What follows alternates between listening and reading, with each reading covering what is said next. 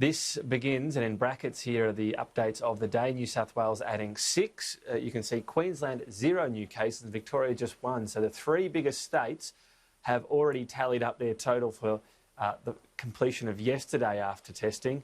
7, the total of positives. It's a very low and encouraging number as we wait for the rest of the states and territories. Obviously, Tassie, a bit of a watch at the moment with that cluster and a lot more testing going on. So +7 so far is that for yesterday, the coronavirus curve and how all that's playing out. We don't have the completed yesterday at this stage.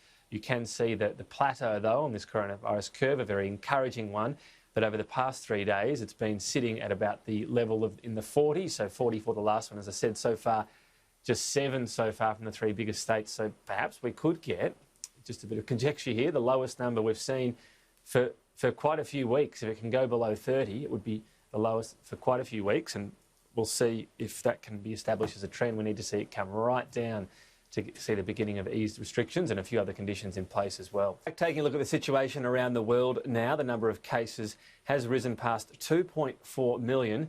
More than 165,000 people have died so far.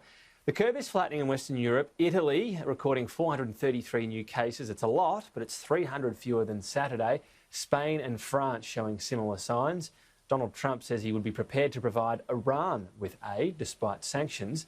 New York Governor Andrew Cuomo says the state is past the high point of infections. And India, though, is going the other way, suffering its worst spike in new cases despite stringent lockdown measures increasing the infection rate by 75%. Turkey, the new Middle Eastern epicentre, recording almost 4,000 new cases overnight. Taking a look at the new deaths, the latest figures that have come in on the deaths, you can see these are the figures overnight. So 1,400 in a day for the US. The UK now ahead of the rest of Western Europe as well. As you can see, Turkey, the big concern there is how much that will start to increase, considering 4,000 cases for Turkey coming in. And as that infection rate increases, the death rate is always a bit of a lag. The number of tests per million people. So this gives you a bit of an indication on, well, for some countries, how big a problem it has been. For others, how much they're getting on top of it. Italy still ahead of Germany and Spain there. Australia, very high representation considering the number of positives and particularly how much we're flatlining right now. The USA is still below a lot of those nations, albeit having increased lately.